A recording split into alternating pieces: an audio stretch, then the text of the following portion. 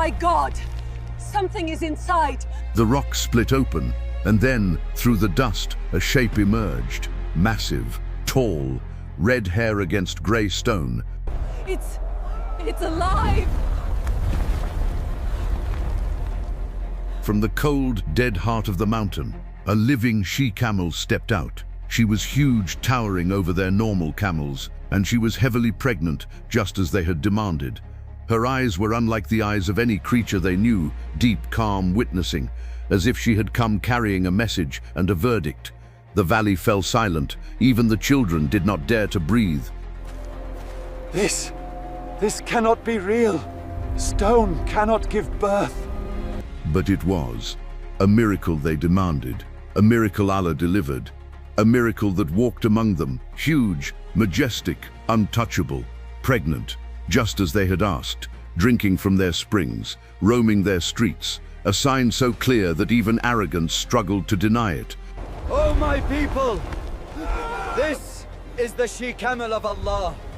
Some felt their hearts soften, others felt their egos burn. But one thing was now certain: this miracle did not come to impress them, it came to test them, and Thamuud was about to fail that test. A miracle had arrived in the valley, clearer than sunlight, stronger than pride. But miracles do not come without commands. O my people, this is the she-camel of Allah, a sign for you. She has a right to drink, and you have a right to drink on separate days. Do not touch her with harm. If you do, the punishment will be instant. The command was simple, clear, direct, but arrogance hates simplicity. So she drinks from our spring, alone. It was true.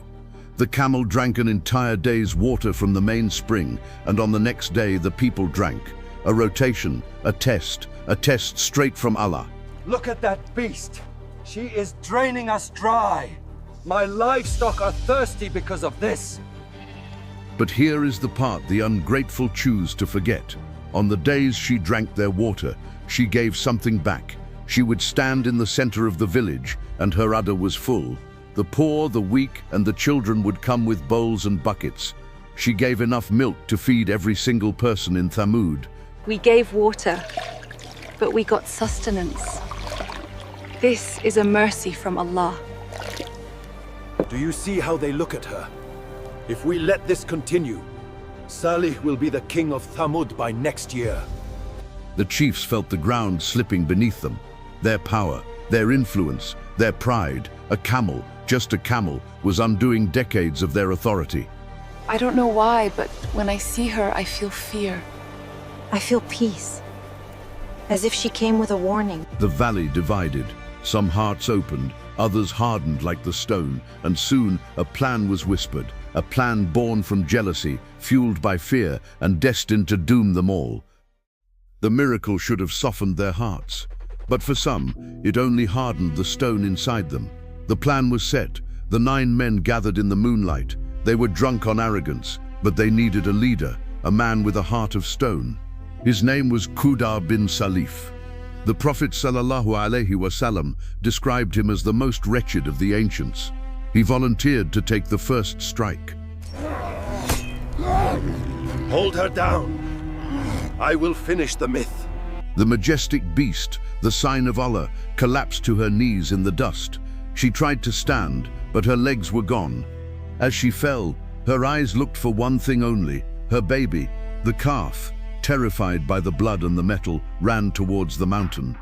It screamed 3 times, 1, 2, 3. Her cry echoed through Al-Hijr like a warning, a sound the valley had never heard before and would never hear again. Scholars say those 3 screams were the 3 days of respite Thamuud had left. Where are the angels? Where is the lightning? Look! She is just meat and bone. They butchered the meat and distributed it, celebrating their victory. This was the ultimate defiance. It's done. Now let us see what Salih can do. And Salih alayhi salam, the man who spent years trying to save them, walked to the fallen camel with eyes full of pain. You have harmed Allah's sign and brought destruction upon yourselves. The valley did not understand it yet. They laughed at him. 3 days? They thought it was just another empty threat. They didn't know the clock had already started ticking. By morning, the news had spread across the valley. The camel was dead, and with it, their last excuse. Any normal human being would fall to their knees and beg for forgiveness. But Thamuud was not normal. They were proud. On the first day, at noon, whispers filled the streets. Families noticed their faces changing, a sickly yellow, as if fear had taken physical form. Look at me! Why does my skin look like this? It is nothing. Only the heat. Only restless nerves. The second morning, the yellow turned to red. Their faces looked like they were soaked in blood. The panic turned into madness. Do not fear. Saleh is lying. Nothing will happen. Then why is your face red like ours? Silence. And here is the most insane part. Instead of repenting, the 9 leaders got angry. They gathered one last time. If we are going to die, Saleh is coming with us tonight. We kill him and his family. Imagine the arrogance. Their faces are burning red with Allah's punishment, and they are planning a murder. They march towards Saleh alayhi salam home in the dark. But Allah's plan is faster. Before they could reach him, a shower of rocks fell from the sky and crushed the 9 assassins instantly. The leaders were the first to go. The final morning arrived, and with it the truth. Their faces had turned black like smoke before a fire. Children cried, women wailed, men stood frozen, waiting for something they could not see but could feel. The 3 days are over. The sun is setting. That night, no one slept. The valley was silent, not out of peace, but because every heart knew the next sunrise would be their last. The 3 days were over. The sun began to rise over Al-Hijr, but the valley did not rise with it. A stillness covered everything, as if the air itself refused to move. And then the sky screamed. The Quran calls it as Sayha, the blast. It wasn't just a sound, it was a sonic blast. As Sayha, it was a shriek from the angel Jibreel that ruptured their hearts instantly. It didn't give them time to run. It didn't give them time to scream back. The Quran says they were found jathimin. They were found lying flat on their faces, knees crushed into the floor. The arrogance was literally flattened. The people who carved mountains were now just dust inside them. Saleh alayhi salam and the few believers were saved, walking away from the ruins. But before he left, Saleh turned back one last time. O my people, I delivered the message of my Lord to you, and I advised you. But you do not like those who give sincere advice. ولكن لا تحبون الناصحين. In a valley filled with echoes for centuries, that day there was not a single sound.